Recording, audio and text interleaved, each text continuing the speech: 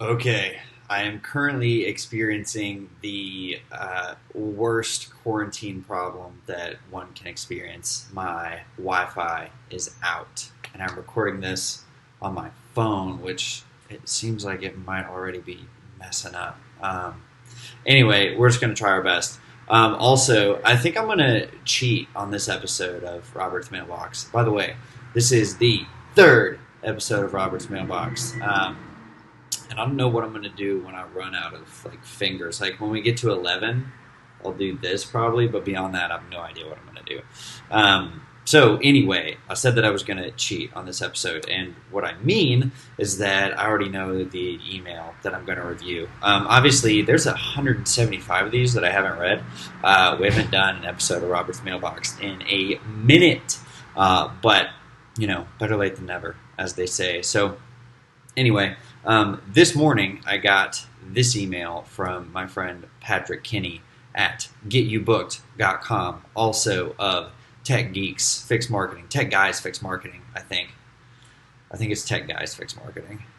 Anyway, he's a smart dude, and he has been incredibly helpful to me in many situations, and many of the other copywriters I know as well. He's definitely a dude that you should be following, especially if you have any interest in video, YouTube, and specifically YouTube advertising. He's a freaking expert at that stuff, and just overall, like, he's one of the most solid people I've met. So check him out. He's a solid dude. Anyway, he sent this email this morning, and I saw this subject line and I was like, interesting. Patrick's sending me some hugs. So I opened this email and decided to check it out. And I was on a call with Patrick last week, and he was talking about the situation that this email talks about. So I was kind of like pre-framed to be interested in this email based on like a real life, well, I guess, virtual conversation with Patrick, right? But so when I saw the first line of this, based on the conversation that we had previously had, or the thing that I had heard him talking about, I knew that I was going to be interested in this. So from the get-go, like, this email kind of grabs your attention. It's a really good storytelling email, and it does a really good job of like transitioning into the pitch at the end. So let's get into it. When I was 9, I begged my mom to let me ride my bike to school solo. So from the very beginning, you know that he's getting into a story here. And for whatever reason, there's something that's like nostalgic about like being a kid and riding your bike. So I think, like, especially in America, at least, right? I'm from Kentucky. Patrick lives in Kentucky. So like we're resonating on this riding bikes as kids level, right? So from the first line, you know that something's going on here. He sets it up pretty well. After weeks of badgering / convincing her I was responsible enough to commute to school safely on my Huffy, she caved and agreed. This is subtle, but it's a thing that makes your emails very strong. I'm currently reading. Hang on one moment, we'll get to it. Currently reading Pay Yourself First by the one and only Chris Orzechowski, and that literally is a point that he just made in this book. He talks about being specific and how that like makes your email a little bit more interesting. It makes it more credible, and it makes it easier for like people to put themselves in that situation or to envision what you're talking about. So it's like, when I see that Patrick is talking about a Huffy bicycle, I know that it's probably not a mountain bike. It's probably like a BMX style bike, and I can imagine him riding the thing and it says like Huffy on the frame, right? So it's a small detail, but like little things like that are really what kind of separate okay riders from really good riders. So anyway, moving on. I had vivid memories of that day. I woke up early, got dressed, and packed my lunch. I wanted extra time to check my bike tires and chain. All systems go. So this is something that you would probably hear like an astronaut say when they're about to like blast off, right? And it kind of ups the intensity of the situation, and it really kind of makes you realize like, oh, this was a big deal for 9-year-old Patrick getting to ride his bike to school, right? So anyway, I like that a lot. I think that's like, it's some really good storytelling, and it's his voice coming through here. So it's a beautiful, clear morning as I pedal out of our long driveway onto the street. Another thing, and this was really cool. he transitions like right here to very clearly being in the present moment. So instead of telling the story like looking back on it, he is going back and he's reliving that. And as a reader, he's bringing you along with him. You are reading this story in the present moment. He's not saying like, well, this like was a thing that I did or whatever. You are in this moment seeing the situation through his eyes, and that's really cool. That's very strong. So it's a beautiful, clear morning as I pedal out of our long driveway onto the street. My school was 3/4 of a mile from our home. Every avenue from the house to the school is flat. Piece of cake. Another good thing he's doing right here is kind of alternating the line lengths, right? So he has like one line here, two lines here, short line here, longer here, very short here. He's just like varying how big these paragraphs are, and it makes it easier to read, right? So instead of seeing these big blocks of paragraphs, you see like 3 words, you see 10 words, and it's easy on the eyes, and it's more interesting, and it's easier to read. So anyway, piece of cake.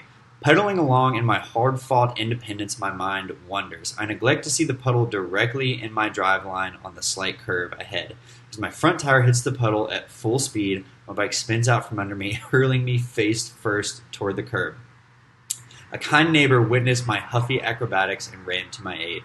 I'd grown a decent goose egg, have a few scratches, but nothing too serious. While the neighbor's calling my mom to retrieve my tattered carcass, I fear the punishment coming. Will she scrap my bike? Am I grounded? Double chore duty? Bye-bye, Nintendo. Minutes later, she pulls up. So Patrick does a really good job of just kind of like pulling you into this story.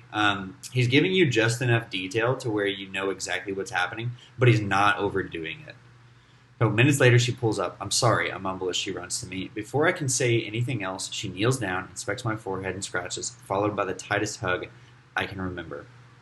So like, at this point, we don't even know why Patrick is emailing us about this, really. Like, we don't know from a business perspective what he's really getting at, but like, we are so enthralled in this story, and it's such like a sweet, meaningful story for him and for you, the reader, now, because he's pulled you into it, that it's really just impactful, right? Are you okay? Inspecting my head again for exposed brain matter and blood loss again. These things are like very subtle. It's a little detail, but that's Patrick's voice coming out, and it's a little bit of humor too, right? So whenever you can pepper in those elements of like voice, those elements of humor that kind of show who you are as a person, that's going to make your email stronger. But that said, there is a fine line with this. It's easy to overdo. So like if you are constantly doing like asides or like parenthetical notes of quirky stuff, like while that might be funny, it can be distracting from your main message sometimes. So I think Patrick does a really good job of just peppering it in here without taking your attention away from the story at hand. I'm sorry, I didn't see the puddle, I utter sheepishly. It's okay, honey, let's get you cleaned up. And that was it. No punishment, no extra chores, just a big hug and a story we still tell to this day. My mom always knew how to set my anxiety at ease. She still does. So this is a like good transition into the present moment, right? So he is slowly bringing you back to reality. I really want to do like the Eminem 8 Mile, like lose yourself right now, back to reality. Oh, there goes. Anyway, so he brings you back to the present moment, and you know that like you can kind of feel that he's getting to the point here, but he's not being abrupt about it, right? Which is good. These days, my mom lives just a few blocks from our house here in Lexington. She and my stepfather frequently walk our neighborhood in the spring and summer, stopping in to say hello if we're outside. For the past few years, we've enjoyed a standing weekly lunch date. We'll enjoy a bento box, hot tea, and some laughs or tears. So I think this is a really important note. This is, I guess, something that I've learned recently from 2 sources. First was Russell Brunson's book, .com Secrets. And he talks about this concept called a Seinfeld email. And he pulls out this scene of dialogue from the show Seinfeld where they're basically like, I don't even know, like it's George Costanza and Seinfeld, and they are like pitching this idea to a TV producer, right? And the idea is a TV show about nothing. And if you've watched Seinfeld, I haven't, and it's kind of to my shame. I need to watch it because I've heard so many good things, especially from writers. But anyway, Seinfeld apparently is a show that is about nothing. So Russell Brunson, when he talks about this concept of a daily Seinfeld email, he's basically saying, look, your email doesn't have to be about this big, huge event, right? Like, you don't need to have the most interesting stories in the world to be able to write good emails. You really just have to be a human being, and you have to be able to observe things and kind of understand where there's a little nugget of a story or a detail that you can pull into a sales email, or even just like a daily nurturing email, right? And that's another thing that Chris Wojciechowski talks about in Pay Yourself First. Basically, this concept of like, look, you don't have to tell everyone every detail about your life. It can be very simple. But it's just having an eye for understanding, like, okay, what is something that would be interesting to people, right? And interesting is really relative. You don't have to be like a skydiver or a police officer to have an interesting life. People are just interested to see like what the day-to-day life of someone else is like. So, yeah. All that said, like, let me come back to this. This isn't like a super huge deal, right? It's a weekly lunch date. But by including this and sharing like a couple details about it, you have a better understanding of who Patrick is, and you understand what that relationship with his mom is like. So anyway, I'll pick her up in my car, chat up everything from our Bible group to what my boys are up to. It's been great until 2 weeks ago when this virus BS hit. Being good citizens, we're following the guidelines for social distancing and refraining from all unnecessary travel. And until last Thursday, I was okay with it all. What a cliffhanger or an open loop, really. That's a great sentence. And the reason this is a great sentence is because it is a full sentence, but it's an incomplete thought, right? So after reading this sentence that there's something you don't know, if that makes sense. And this is a concept that Von Halbert talks about in the Halbert Copywriting Method Part 3, I believe is what it's called. But it's an easy way to do cliffhangers, and it's to make a statement, but to have that statement be an incomplete thought. And that's exactly what this is, because there's still something that you don't know when you get to the end of it. So, excuse me, a little burp. Last Thursday was my mom's birthday. She turned 71. I couldn't take her to lunch. I couldn't hug her. I turned 41 at the end of this month. It'll be the first birthday without a hug from my mom. That hurts. Like, this is a very emotional email, and I think that's the reason that it's so good, is that like you can feel like what Patrick is going through with this. He's not pulling any punches. And I think that's another thing, is like, we get so many emails every day, but it's rare that someone is just like genuine and authentic with us, and you can really feel that authenticity coming through this email. Patrick's not putting on a face. He's not being dishonest. He's just being who he is, and that's who he is as a person, but that's also coming through in this email very strong. Yes, I'm blessed to still have my mom around. I cherish still having both of my parents on this earth, but I miss the hugs. Funny how something as simple as a hug can be so memorable. And if you're like me, you have a list of everyone you plan to bear hug after the all clear. Until then, I embrace connecting with family and friends through the blessings of modern technology. I can't imagine how people mentally weathered the 1918 Spanish flu without Netflix or Zoom. Me either. Speaking of connecting, with so many people stuck at home, how are you connecting with your customers? This is his transition right here. It's very good. Very smooth and very simple. Like, this stuff doesn't have to be complicated. It's pretty easy to connect your story with the pitch that you want to make. And Patrick does a really good job of it. It's literally just 3 words. Hey, speaking of this concept that this story is related to, here's another thing related to this concept of connecting, right? Pretty cool. Video consumption is up 50 times from the norm. And we just got the extended stay-at-home order from Trump through April 30th. That means your customers are in front of a computer, tablet, or phone consuming hours of content daily. This is so good. And like, the reason this email is so good is because first, it's very emotional. It is pulling at your heartstrings. And then it's getting very logical. So he's taking you on this emotional journey. And while you're in kind of that like emotional state, he's transitioning to like this cold hard fact of like, look, people are watching a lot of videos right now, and if you run a business, what are you doing? Are you getting their attention? This is really smooth, and it's a good juxtaposition from the emotion of the beginning part of this email to get into a very logical part of it too. What would your business look like if you put offers in front of a captive audience stuck at home for at least another month looking for things to do? So, and then this is like this is a it's a promise without a promise. So it's a question, but it's getting you to envision how good business could be if you were able to kind of take advantage of this thing that Patrick is about to offer you. So if you're looking to create a true stimulus in your business and thrive amid the unknowns of 2020, look, here's the thing that people want right now. Jump into Get You Booked Sprints today and have a video campaign up and running this afternoon. Man, what a good, that's just a great offer. And if you're part of his target audience, like if you have an offer or you have a business and you are kind of wondering like, okay, what am I doing in this time?